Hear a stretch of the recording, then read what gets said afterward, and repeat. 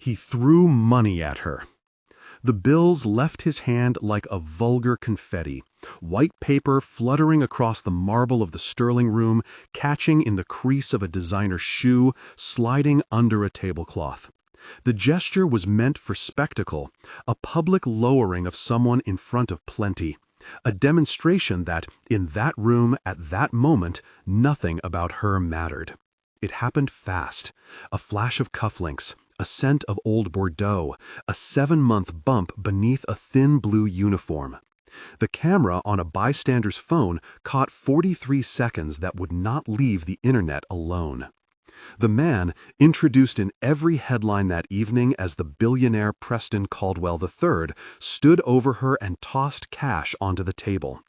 He said a word that stopped the room. The word is audible on the recording, and for the purposes of any public presentation, it should be rendered as racial slur. The sound of it still hangs in the clip, short, sharp, and devastating. Silence fell like a glass. Hope Williams put a hand to her belly. Title-driven label, Billionaire. Original records described him as a major investor with holdings measured in the hundreds of millions. The camera is held steady enough to see what mattered. A $100 bill landing on the floor inches from Hope's shoe. Patrons at the next table freezing. A server's reflexive step backward. The manager, Victor Stanton, moving toward the scene with a face that tries for control and lands somewhere between alarm and calculation. For 43 seconds, the recording does what witnesses cannot always do. It makes the room keep watching. They would watch it again and again. Derek Brown, an accountant in a suit, a wedding at a corner table, someone who later said he just wanted to get it on the record, hit upload within minutes. His caption read a simple phrase that carried the weight of what everyone in the room was thinking. This man just humiliated a pregnant server. Within hours, the clip had been stitched into timelines, shared with outrage, slowed into loops, and captioned with the words, "How much can money buy you?"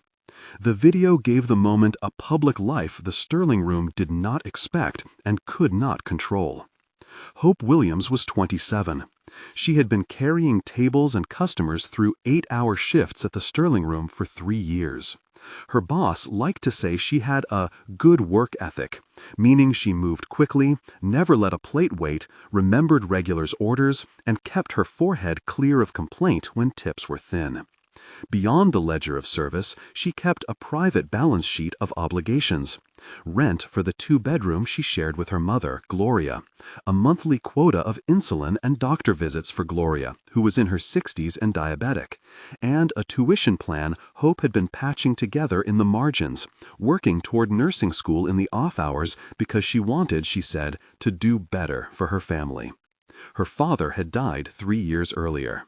In the hospice, when the morphine had loosened him, he'd pressed her palm and said, "Never let anyone make you feel less than you are." The words were not dramatic in the way someone writes a speech. They were the practical, final instructions of a man who'd seen enough of the world to know dignity can be demanded, even when worn thin. Hope carried them like a talisman. On bad nights, they bolstered her. On others, she read them like a map. Gloria kept photographs. The family at a picnic, the father at a march in the 70s, a faded clipping from a local paper about a small protest. Those images were a lineage of endurance, and they were on Hope's kitchen counter the morning after the Sterling room incident, next to an open notice from the landlord and a bill she couldn't yet pay. The cost of dignity, she knew, could be immediate and material. On the night it happened, the Sterling room was what it always pretended to be, a hush of curated wealth, velvet seats, chandeliers that threw soft light over faces, an invisible hierarchy where the wealthy were granted more latitude than the staff. The restaurant's name is one of those meant to suggest old money, except much of the local wealth that fed it was newly visible, the work of recent deals and towers. Preston Caldwell III was a figure who had, over the years, been allowed into rooms that framed him as an investor who could bring opportunities.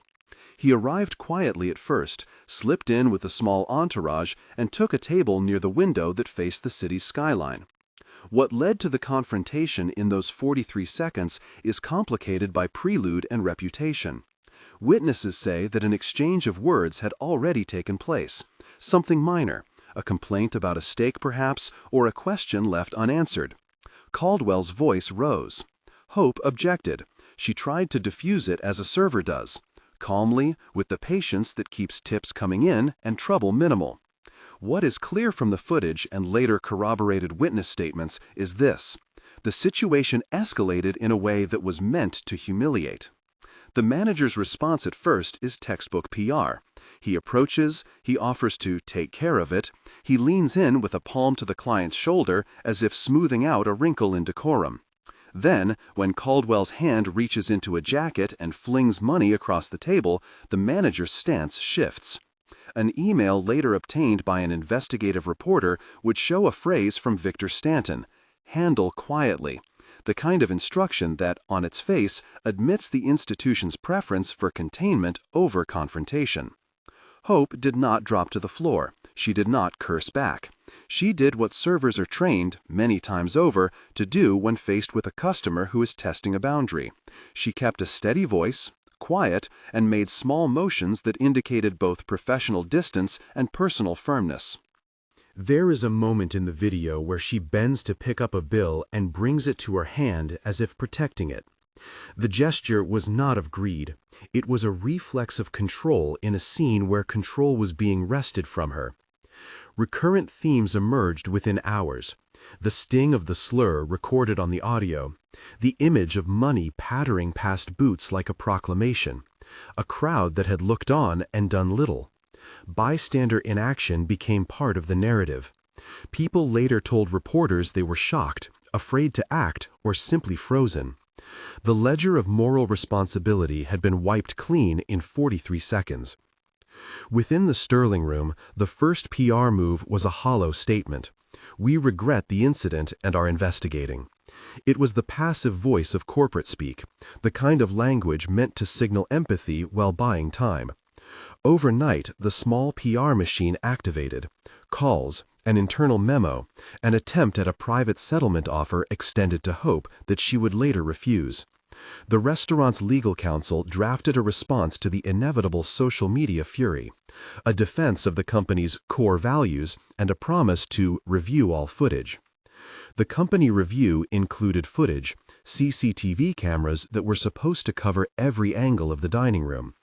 The cameras provided a less dramatic, more bureaucratic perspective, a time-stamped sequence of wide shots that picked up the room as a chessboard of movement.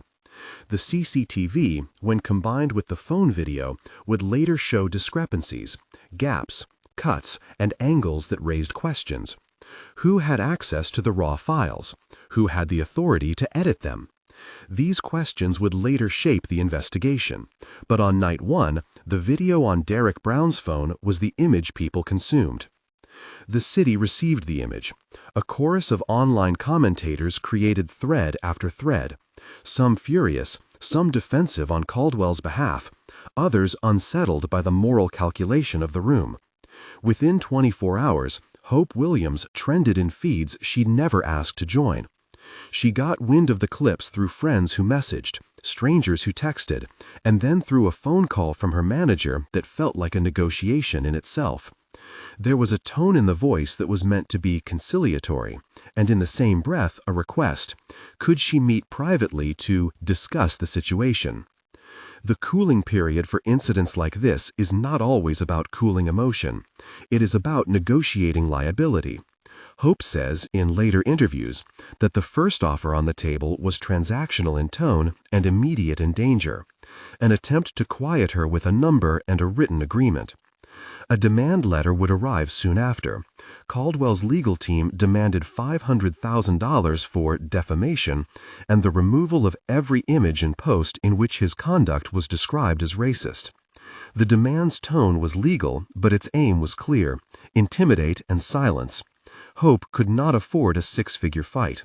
She could not afford to be forced into silence. Meanwhile, something else happened to the people around Hope. Gloria's blood sugar spiked. The stress of seeing her daughter on social media, the fear of financial instability, the pressure of a jobless future, these are not abstractions. Gloria's hands shook that night. She removed the insulin vial from the box twice and then, unsteady, called a clinic. The family's small savings, patched by paycheck advances and second jobs, began to wobble. The moral outrage translated instantly and brutally into practical crisis. The Sterling Room's HR files, as they would be later uncovered by journalists, began to describe a pattern. The transcription of internal reports, a redacted stack of complaints spanning years, showed 6 distinct entries that raised alarm bells. Troubling behavior, comments that were minimized as outbursts, and settlements indexed under innocuous labels like consulting or reimbursement.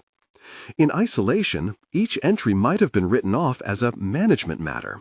Together, when laid end to end, they suggested an institutional strategy, some combination of paying to quiet and erasing the incident from the record. This is where the story stops being simply viral and becomes investigative.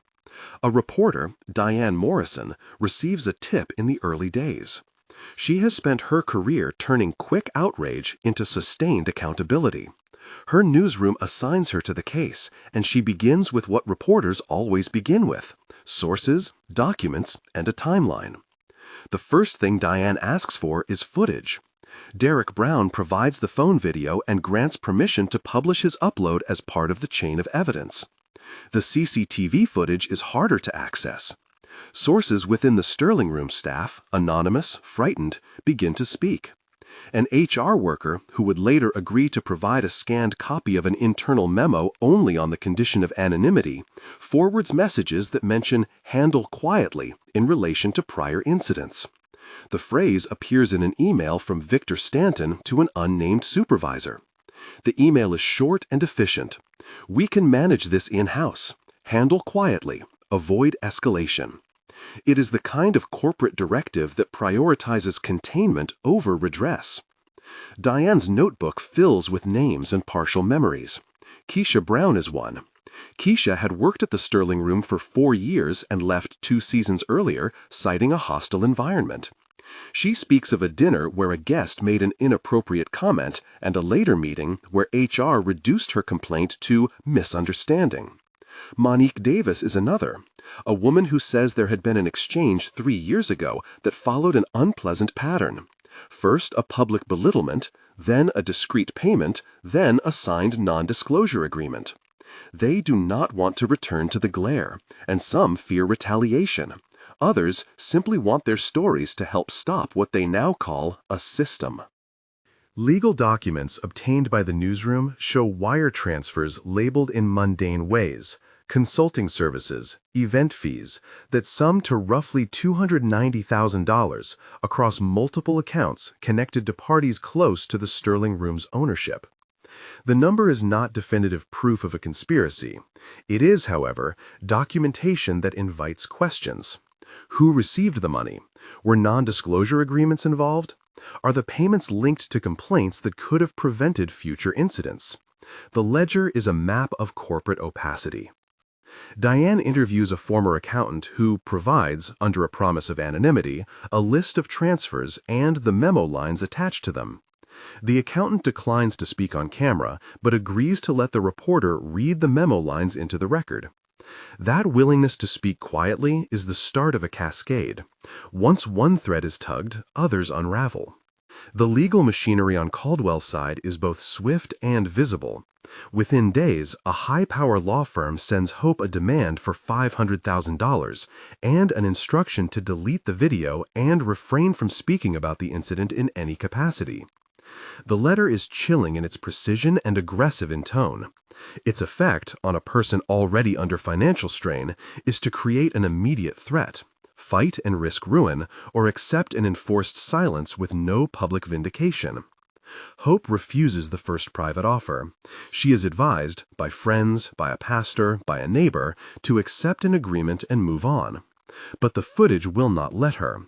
Social media has made the moment public and weaponized it against the very pattern the NDAs were designed to hide. In the meantime, the restaurant's official statement keeps using the same soft verbs: regret, investigate, review, none of which satisfy when the evidence is already public and when the tide of online attention refuses to recede. Community response begins in small, practical acts. A neighbor starts a GoFundMe to cover initial medical bills for Gloria. It reaches its first target in days. A former classmate organizes a benefit shift for Hope, with tips pooled and given to her. Local activists begin to call for an inquiry. For Hope, the immediate relief is real: money to pay a hospital bill, a little breathing room to consider the next step. But the relief is fragile, built on the kindness of a network that cannot guarantee long-term security. At the center of the spiraling attention is the footage, the 43 seconds Derek captured, and the angles the CCTV provides. The transcripts of recorded speech in the videos, Caldwell's humiliation, the audible racial slur, the stunned quiet, become the core of the public's moral judgment. But videos are not verdicts. They are records, and records must be contextualized. That is Diane Morrison's job. She follows the paper trail. She pushes for access to HR files. Where HR will not provide, sources leak. Where emails are redacted, whistleblowers photograph them. A pattern emerges from the redactions. Names erased, dates removed, settlements reduced to sums labeled as miscellaneous. There is, on the page, a deliberate erasure of context. The documents suggest institutional preference for quiet resolutions, for payments that are not fully explained, for language in agreements that constrain speech. As Diane puts the pieces together, she begins to see what the activists and the victims have been saying in private for years. An institution that prized the comfort of its wealthy patrons over the protection of employees, and a system that used money and legalese to seal off accountability. The reporter's first story, published with cautious headlines that use words like allegations and internal records show, does what journalism is supposed to do. It makes the private public. Within hours of publication, more stories surface from other outlets. The pressure on Sterling Room's management increases. Stock and contract partners, sensitive to public perception, make quiet inquiries. Caldwell's publicists attempt to manage the narrative. He has, they say, no comment at this time. Even with all the documentation compiled, legal threats still circle. Hope's lawyer, a civil rights attorney named Terrence Grant, who later agrees to take the case pro bono, warns that documents and footage are powerful but not decisive without a legal strategy. NDAs can be messy to overturn. Payments labeled as legitimate services can be defended as business expenses. Witness testimony can be contested. But the chronology is growing, he says. And when you have multiple independent records that point to the same pattern, that's when institutions start to crack. And crack they do, eventually, but not in neat ways or on predictable timelines.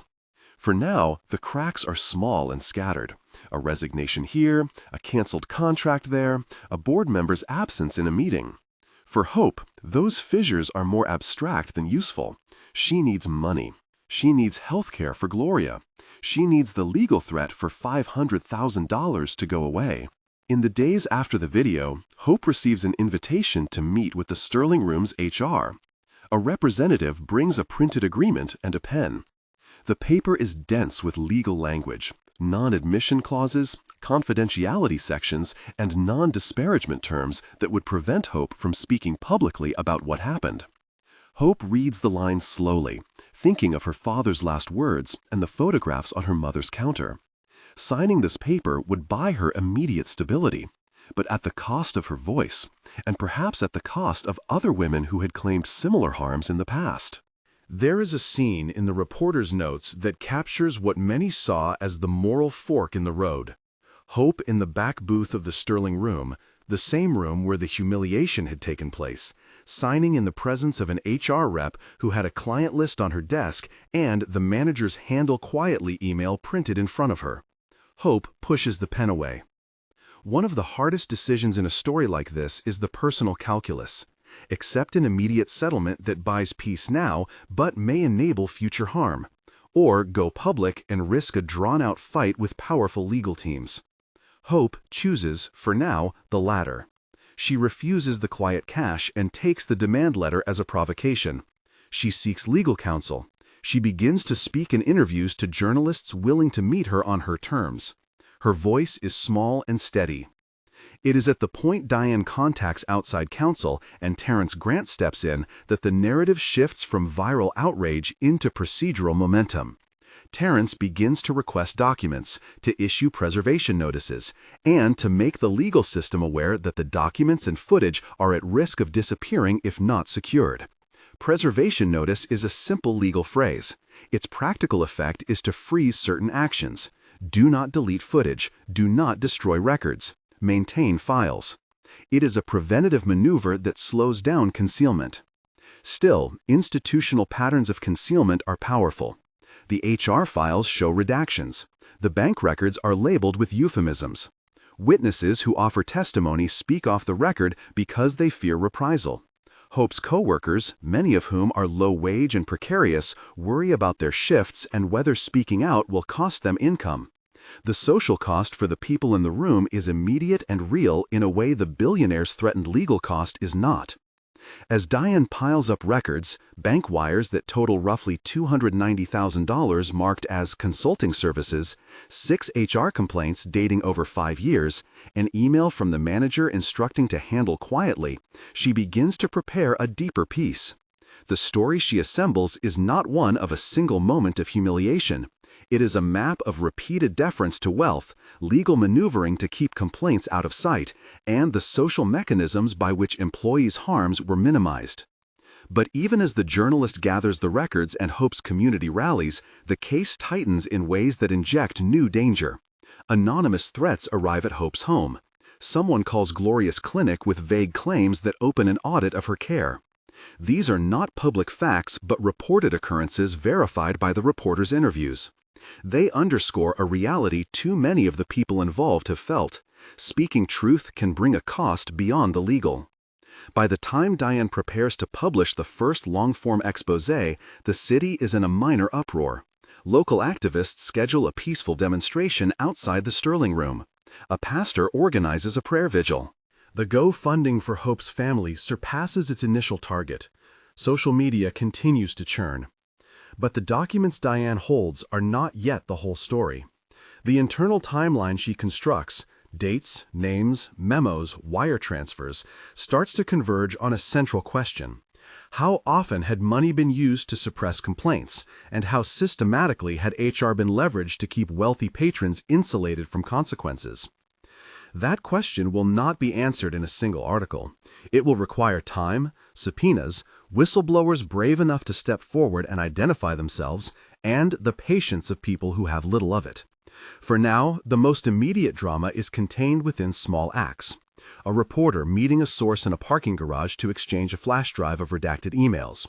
Hope attending a councilman's town hall and speaking into a mic while a camera records her hand over her belly. Terence drafting a preservation notice and sending it to the Sterling Room's counsel with carbon copies to their bank. Those documents change the stakes.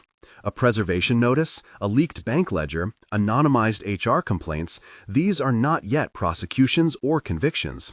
They are, however, evidence of a pattern that invites scrutiny. The city's legal and civic institutions begin to pay attention. A federal agency is notified. An inquiry is opened, and that fact, when it becomes known, gives the story national gravity. The word ongoing appears in news reporting to describe the investigation. The clarity that arises from ongoing is important. It signals that the matter is not concluded and that institutions are in a state of official review. Hope finds herself at the center of a movement she had not sought. She gives interviews in the small hours between shifts. She accepts rides to legal appointments. She sleeps less and hears more. The hum of notification pings, the quiet of a home where bills are spread like a map of things that might go wrong. In late nights, she calls her father on the phone.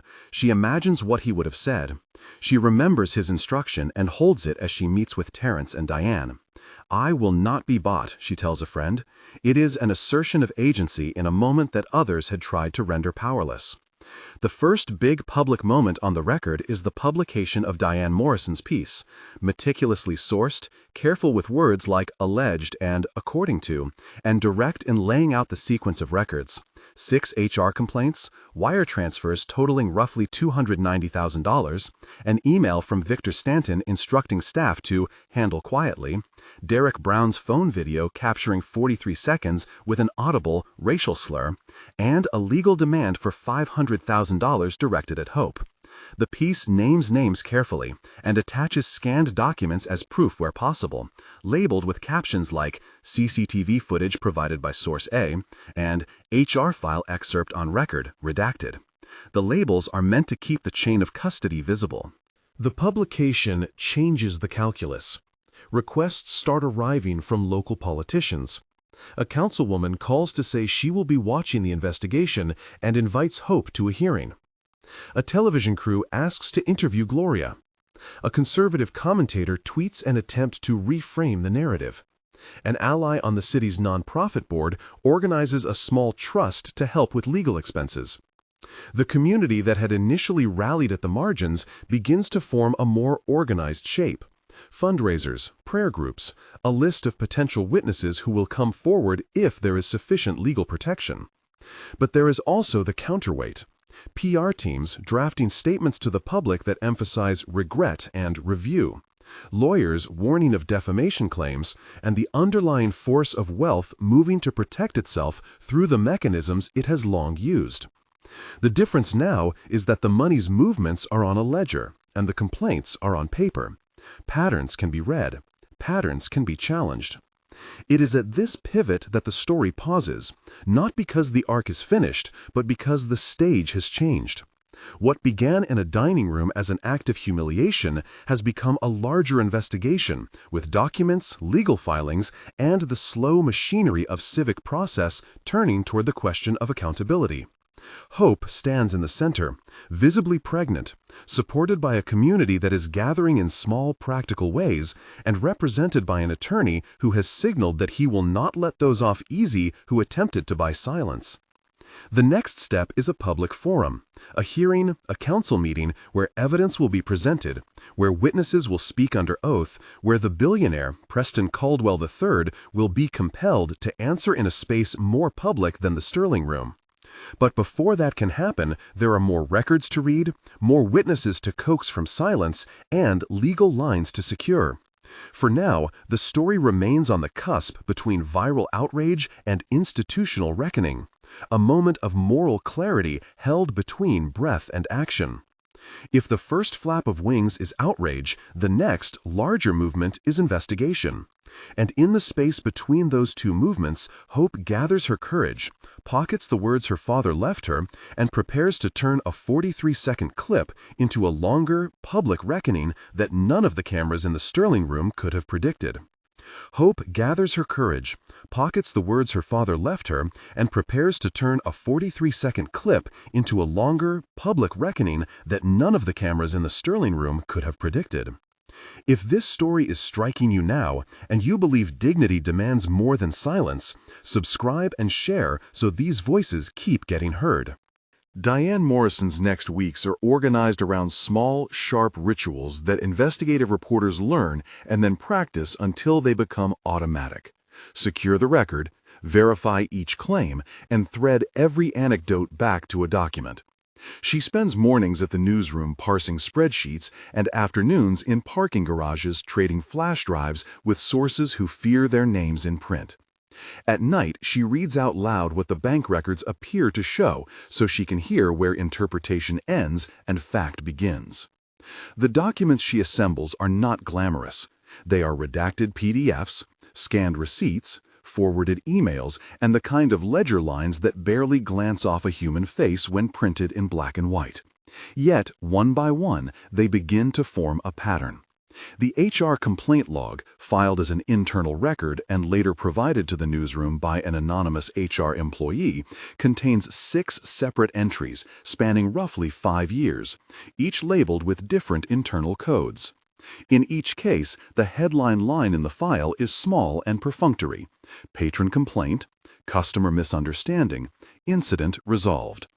Attached to several entries are short settlement documents and, in 3 instances, scant legal releases with the signature block blurred out. Diane reads the entries carefully on airless afternoons for a producer who is transcribing, and for Terence Grant, who is building a legal timeline. Where the entries are frank, the names are present: the complainant, the responding manager, the location, and a one-line summary. Where the entries are delicate, the names are redacted.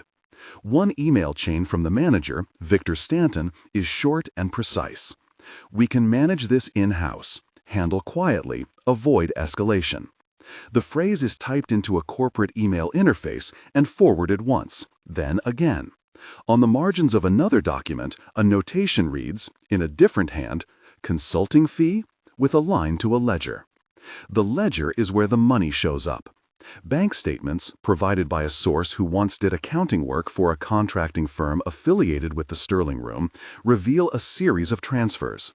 The memo lines are bland: consulting services, event fee, reimbursement. But the totals, when added up, come to roughly $290,000. Diane does the arithmetic aloud in her notes, triple-checking each wire. The record does not, by itself, say the transfers were hush payments tied to complaints. What they do is map money moving between entities connected to the restaurant and people who later accepted quiet agreements. That arithmetic becomes the scaffolding upon which Terence begins to build a case.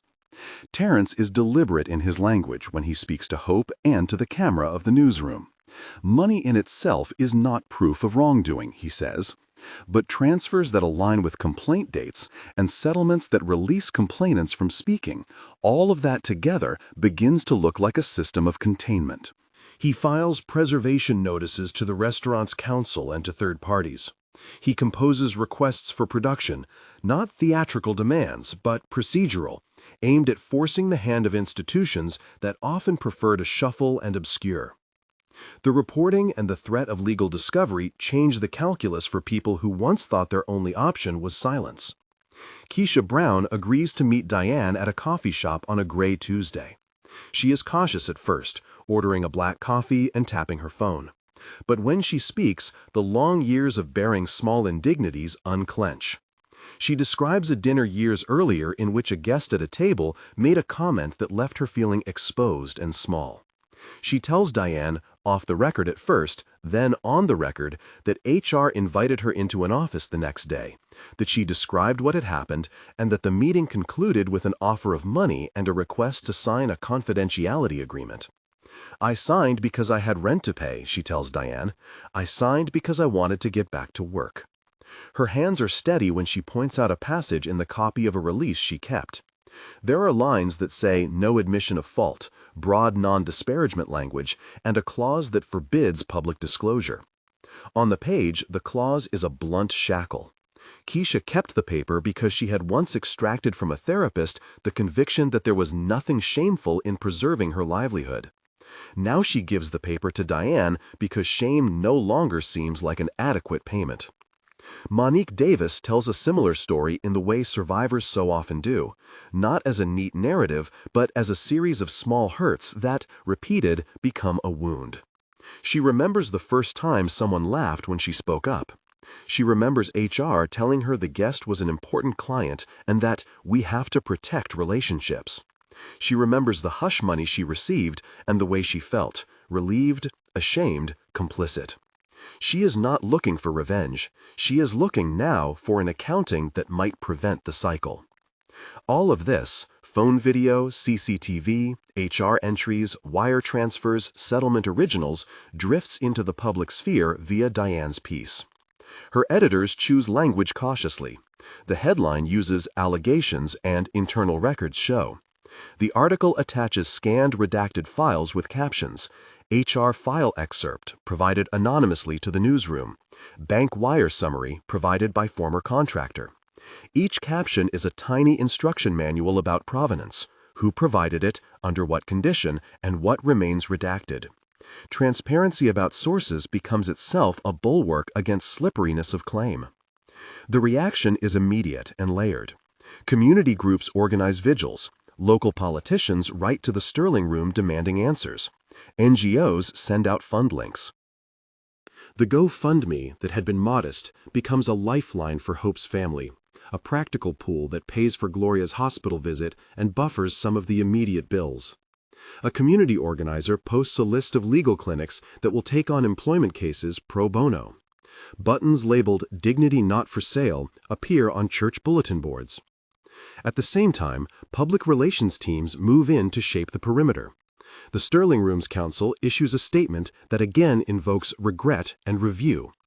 Caldwell's spokespeople maintain he has no comment at this time. The law firm that sent the original demand to Hope increases pressure with a follow-up that frames her refusal to delete the video as an escalation. In the national discourse, pundits argue about context, about the morality of public shaming, about due process. But for the people who sit in the kitchen of their small apartments and watch the feeds, the moral question narrows into a single practical anxiety. Will this cost them their jobs? Will speaking out cost them what little security they have? Then the anonymous threats start. They arrive as voicemails and as a menacing email to Gloria's clinic. Someone calls to complain anonymously about the family's insurance claims. The threats are not organized press releases. They are low, insistent pressure meant to frighten individuals into silence. Hope, who has become a reluctant public figure, receives messages that suggest she should reconsider. She does not flinch aloud. She talks with Terrence and with Diane. They arrange for security measures at public events and counsel for privacy. The fear is soft but persistent in the background of every decision. The city listens.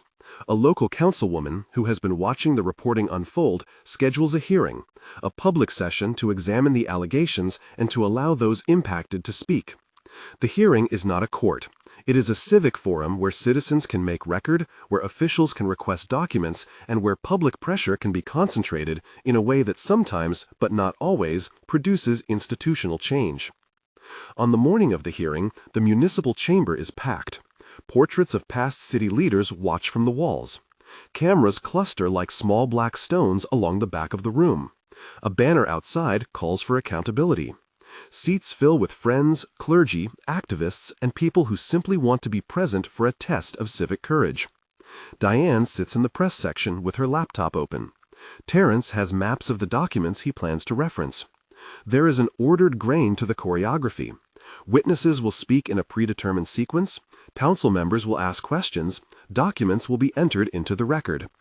The hearing begins with an official reading of the procedural rules, then a brief televised clip, the 43-second phone video Derek Brown uploaded, played for those in the room. The video is introduced with a caption for the public record. Phone video uploaded by Derek Brown, time-stamped and verified by Newsroom A. The audio is played with the slur audible in the original clip, but in public broadcasts it is rendered as racial slur on screen and bleeped for public feed. The council's caption notes the word is audible in source footage and omitted for broadcast. That editorial choice is announced at the outset to maintain the dignity of the hearing and to avoid reproducing harm. When the clip ends, there is a hush that is different from the frozen shock of the Sterling Room. This is the hush of a public body looking at the evidence and being asked to respond. The council invites testimony. Keisha Brown goes first. She describes her HR complaint, the meeting that ended in a payment, and how, years later, she watched the same pattern repeat in Hope's case and decided she could no longer remain silent. She reads a short excerpt from a release she signed, its non-disparagement clause, into the record. On the screen behind her, the release appears, redactions intact. Keisha's voice is steady. "I signed because I had rent," she says. "I signed because I was afraid." There is an ordinary bravery in the sentence. Monique follows. She lays out the sequence of events from her incident, the pressure to accept money and the emotional cost of living with confidentiality. A council member asks what would have made her feel safe enough to speak sooner. Her answer is simple: to know someone would listen instead of pay me off. Then Diane offers her findings in a compact presentation. She displays a timeline that links complaint dates, ledger entries, and email memos. Each entry is tagged with a label: HR complaint, redacted file provided by source. Wire transfer, bank record provided by whistleblower. Manager email, internal staff copy. The visual makes an argument that is difficult to shrug off. The pattern is not one-off, it is repeated. Diane reads aloud the phrase from Victor Stanton's email, "Handle quietly," and places the email into the record, noting its provenance. Internal email from Victor Stanton to Sterling Room Management, provided anonymously to the newsroom and verified for authenticity. Terrence asks the council to consider whether the city's oversight mechanisms have adequate teeth when complaints recur in institution after institution. Hope's turn to speak arrives near the end of the public testimony sequence. She is 8 months pregnant now, months have passed since the incident, and the pregnancy is visible beneath the modest dress she chose for the hearing. She walks to the microphone with a calm that is, to those who watch closely, the calm of someone who has practiced restraint as labor. The chamber is quiet, every head leaning forward. She tells her story in plain, unsentimental language. She says she worked shifts, that she cared for her mother, that the money the man threw at her felt like the physical embodiment of a lie, that her labor, her humanity, could be purchased away. She does not recite the slur aloud. She describes its effect and asks the council to witness. She references the ledger Diane displayed. She makes a small procedural request, document preservation and oversight of HR practices, and she names the emotional reality, that for workers like her, the risk of speaking is not abstract. Then she looks at the man whose presence has dominated the narrative, and she says 5 words that the room will not forget. "You can't buy my dignity." They are not a plea. They are not legalese. They are a statement that turns the moral ledger on its head. The billionaire, Preston Caldwell III, who has appeared at the hearing in a suit chosen for discretion, falters. The microphones pick up a small rustling. For a handful of seconds, his posture is unreadable. Aides murmur. The words that should have been his defense, that wealth can absolve, that reputation can be managed, lose their force under the simple claim of an ordinary human being asserting worth beyond commerce. In the silence that follows, the council takes a series of procedural steps: a motion to request additional documents, an order to refer financial transfers to an oversight committee, and a public request that the Sterling Room cooperate fully with the federal inquiry that Terrence had earlier informed the council about. The councilwoman presiding says, plainly, that where repeated internal complaints exist, and where monetary transfers align suspiciously with complaint dates, the public interest requires transparency. The hearing is not a trial. Nobody pronounces criminal guilt. But the hearing does what hearings must do. It puts evidence on the record, it dismantles plausible deniability, and it shifts the balance of reputational risk. Within days, suppliers and corporate partners begin to review their relationships with the Sterling Room. 2 corporate sponsors, responding to constituent pressure and to the footage that has now become an official hearing exhibit, announce they will pause partnerships. A board member steps down. The restaurant announces an internal review and that its general manager, Victor Stanton, has tendered his resignation effective immediately. Language the newswire repeats with the cautious tone of a city watching an institution change uniforms. Under pressure from public scrutiny and pending legal discovery, the law firm that demanded $500,000 from Hope retracts its immediate threat in a procedural filing and later withdraws the demand altogether. The document, obtained by Diane and entered into public record at the hearing, states that the firm will no longer pursue the specific monetary demand in light of ongoing review. It is important to be precise. The withdrawal is a legal posture shift, not an admission of wrongdoing. But to Hope and her family, it lands as a tremendous relief. The defamation demand, which had hung like a sword, is removed as an immediate instrument of intimidation. The federal inquiry that Terrence and Diane referenced remains listed as ongoing in official statements. Federal agencies do not announce their investigative conclusions in headlines. Ongoing is, for the public, a phrase that says the matter has not been closed and that public bodies are now engaged. For the community, it is also a bittersweet reassurance. The system has begun to move, but movement is slow and the work is not finished. The Sterling Room, facing a stream of negative attention and the withdrawal of key partnerships, announces a temporary closure for an internal overhaul.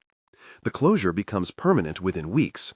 The lease is terminated, staff accept severance or move on, and local developers propose converting the location into a community space. Activists and former staff meet with a municipal redevelopment board and propose the Sterling Center, a workforce support hub that would offer training, legal clinics, and a small scholarship fund for hospitality workers looking to change careers. The idea is born in protest and shaped in planning meetings and eventually receives seed funding from a coalition of local nonprofits and the community activists who grew tired of outrage without repair. For Hope, the immediate future moves along two tracks: justice and survival. The GoFundMe that began as a desperate measure to cover hospital bills grows into something larger. Organizers redirect part of the funds into a modest scholarship in Hope's name for hospitality workers pursuing education. The scholarship helps the first few applicants pay for tuition fees. A group of local nurses and educators partner with a community college to create an accelerated nursing aid certificate pathway. Hope applies. Hope's application is not a surprise to her community. People who had once pooled tips to help her now sign donation forms for a longer campaign, the Hope Williams Nursing Pathway Fund. An anonymous donor, part of a small group of congregants at a local church, offers to match the first round of scholarships. The money does not fully erase the precarity, but it opens a path. As the legal process inches forward, Terrence focuses on civil remedies and systemic change. He files a complaint that points not only to a series of alleged individual harms, but to corporate policies and HR practices that favored a kind of secrecy. The complaint asks for reparations for those who had accepted settlements and for injunctive relief that would require corporations receiving public subsidies or engaging in municipal contracts to adopt transparent complaint mechanisms. Terrence frames his legal strategy as both individual redress and structural prevention. Meanwhile, Diane continues reporting. She publishes a series of follow-on pieces: profiles of the 6 women who had previously filed HR complaints, a breakdown of how NDAs function in corporate settings, and an explainer on the limits and uses of settlement payments. In one piece, she reconstructs a typical non-disclosure agreement in lay language and illustrates how broad clauses can chill speech. She quotes a legal scholar who explains that NDAs are legally enforceable but not absolute, that public interest and illegal conduct are not protected by silence in a purely moral sense, and that whistleblower protections are evolving to strike a different balance. The article includes a plain language explanation, shown on screen as an annotation. NDAs can prevent public discussion of specific incidents. They cannot, however, prevent regulatory agencies from investigating. The community response does not end at headlines. Neighborhood churches host Know Your Rights clinics. A labor union starts talking to hospitality workers about collective bargaining strategies. A nonprofit legal clinic sets up a hotline for people who believe they have been subject to similar patterns of hush payments. The grassroots energy shifts from fury to sustained practice. Volunteers teach how to document incidents, how to preserve phone videos, how to seek counsel before signing anything. Weeks later, a second round of resignations becomes public. A senior PR executive associated with Caldwell steps down. A board member of a foundation that had accepted donations from Caldwell is reported to be under review. News outlets report small corporate losses, canceled speaking engagements, a paused philanthropic initiative. These are not clean victories. They do not repair what was broken, but they are practical consequences. Terrence publicly points out that reputational cost is one lever of accountability. The broader legal process must still run its course. Hope's life, in parallel, is intensely ordinary and wholly transformed. She begins a part-time class at the community college, taking a single night course in anatomy. She works some shifts at a neighborhood cafe that has offered her flexible scheduling. Gloria, whose health continues to require attention, becomes the family's anchor of humor again. She jokes about the irony that her granddaughter will be named for her if all goes well. Friends throw a small baby shower in a church basement under a banner that reads Hope's Future Nurse. The banner is both literal and symbolic. People are betting their money and their time on Hope's ability to convert hardship into a profession that helps others. Monique and Keisha open, tentatively, a small shop, Keisha's Coffee and Books, on a side street. It is not a direct result of the Sterling Room closure, but it is infused with the energy of the movement. Proceeds support the Workforce Center and a legal defense fund for hospitality workers. The shop becomes a place where people come to talk, sign petitions, and pick up flyers about upcoming hearings or neighbor-led trainings. It is a modest, grassroots infrastructure that feels like both repair and resistance. Public pressure continues to do work. A federal inquiry remains listed as ongoing, and that designation invites further scrutiny from investors and municipal partners. Facing the risk of protracted public attention and pending legal exposure, the Sterling Room's ownership negotiates a settlement with a group of former employees. Terrence explains that the settlement is a partial victory. Some individual harms receive financial redress, and a clause requires policy changes at any institution the ownership controls. Importantly, several participants secure non-monetary remedies, like the right to speak publicly about their experiences. The settlement is not a confession of criminal liability. Rather, it is a pragmatic agreement that resolves civil exposure and opens the possibility for institutional reform. At the same time, some forms of accountability are less visible. Contract partners decline future collaborations. A municipal oversight committee approves new guidelines for how restaurants receiving city incentives must report HR complaints. The guidelines are modest but meaningful.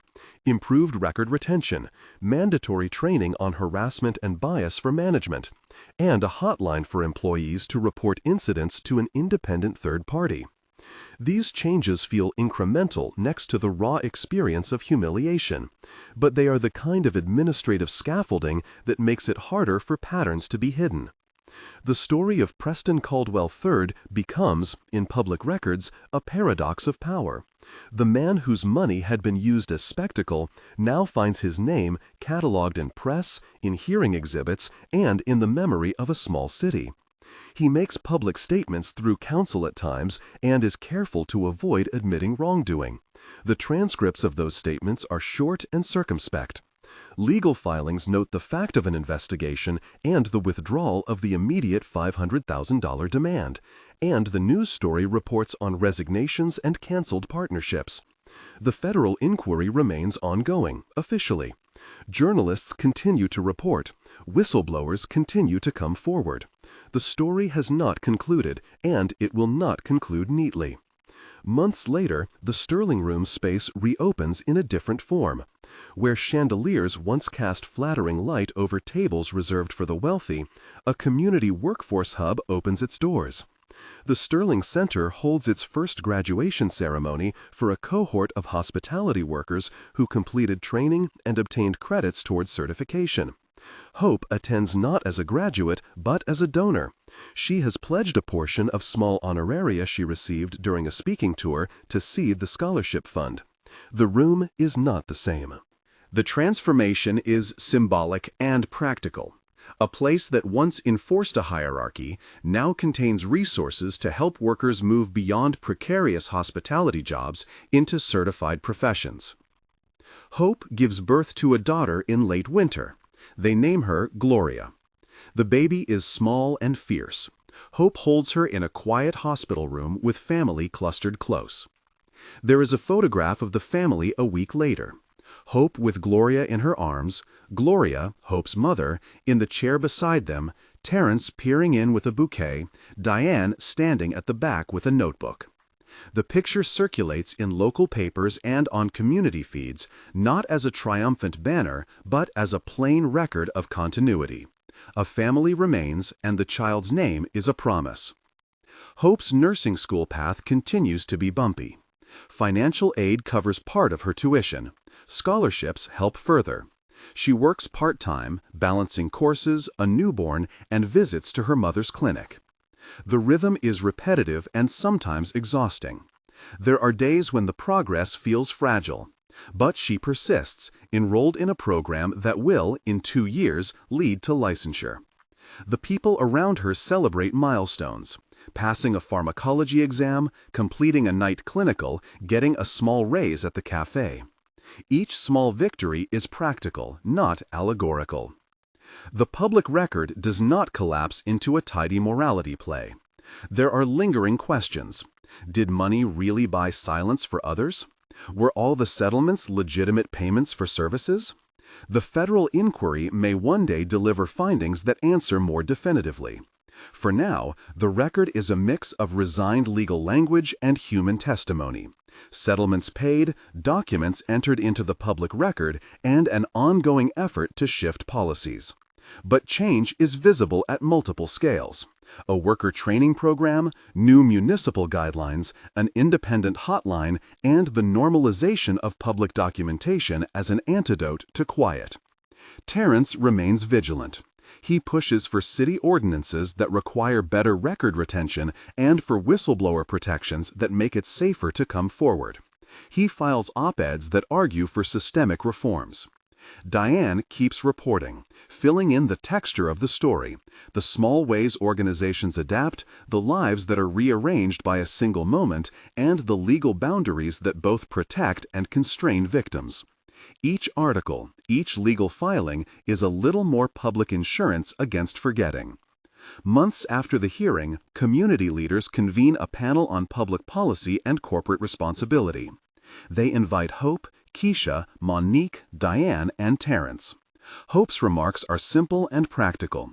She thanks the people who had helped, neighbors, activists, medical staff, and she urges the municipal leaders to keep the work moving. Make it hard to hide, she says, in a line that gathers a room.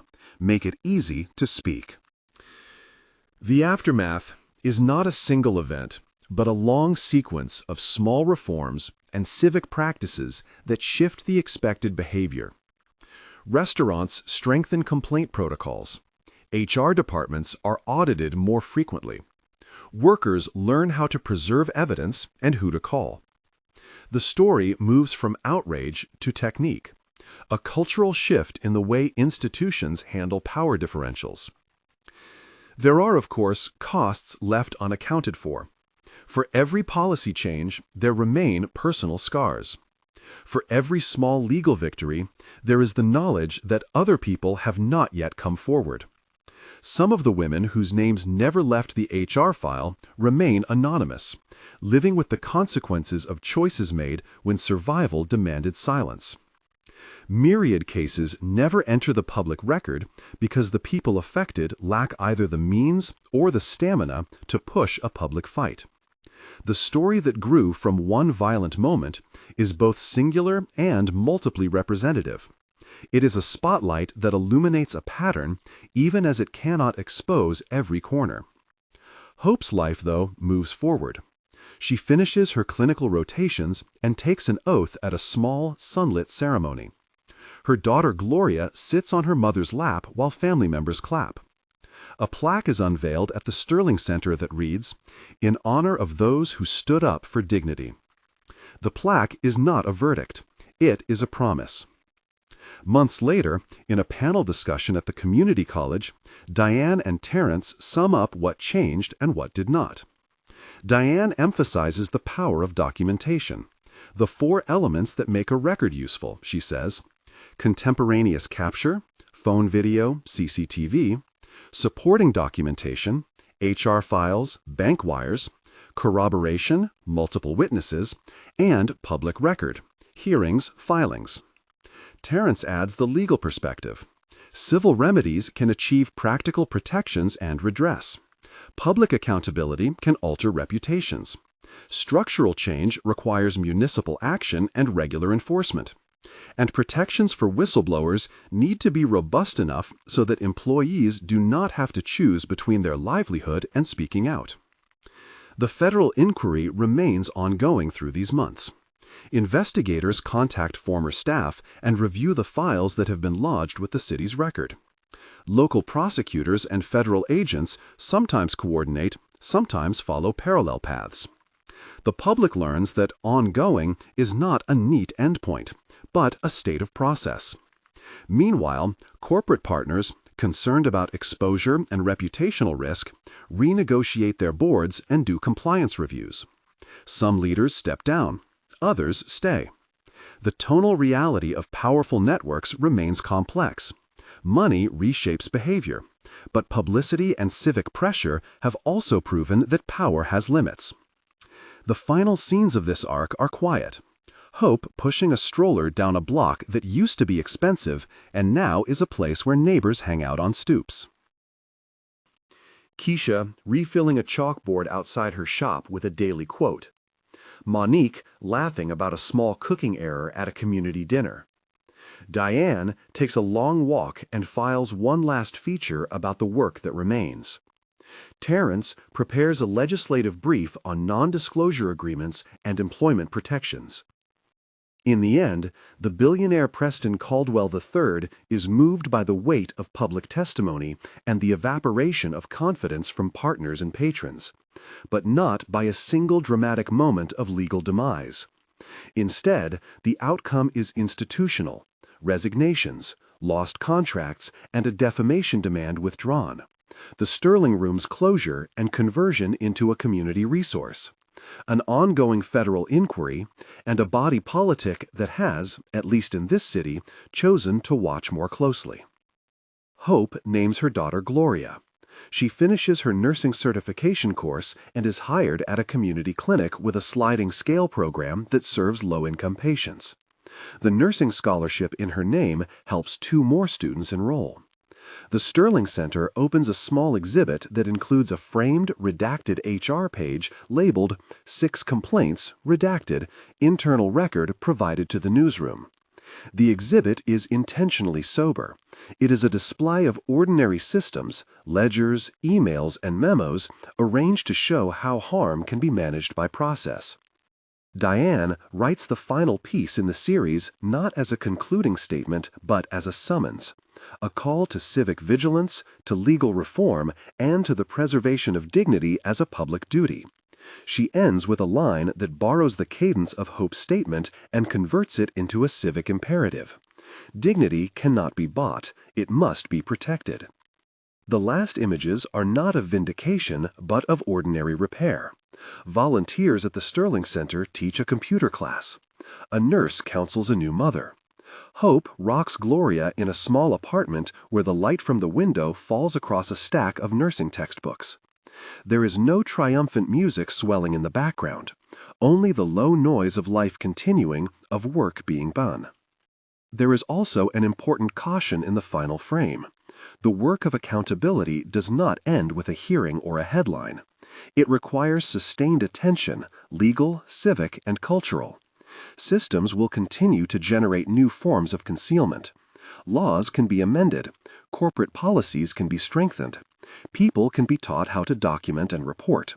But those changes require persistence and the willingness to hold institutions accountable when power tries to buy silence.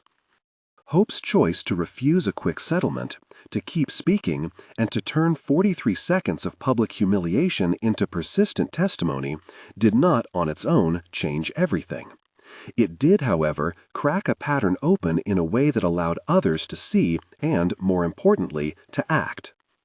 The community that rallied to her did more than offer bailouts. It built institutions that aimed to protect others from the quiet transactions that once kept people silenced.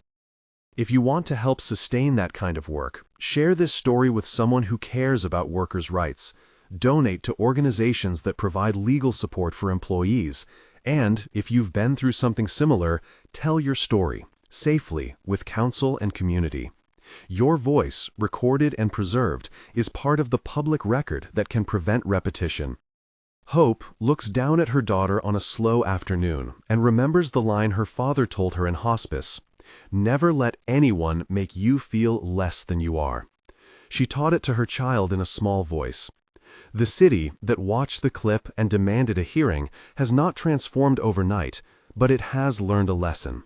Evidence matters, courage matters, and the commitment to repair, tedious, patient, legal, municipal, matters in the long arc of justice. The federal inquiry remains ongoing, and reform work continues. The Sterling Center schedules its next workshop on documenting workplace misconduct. Hope goes on a panel about workers' rights and speaks not as a symbol, but as a practitioner of the craft of living with dignity in difficult times. The story remains unfinished, and that is the point. Change is work, not celebration. If this story moved you, share it with someone who needs to hear about dignity in the workplace. Support local legal clinics, or tell your story in the comments so others know they are not alone.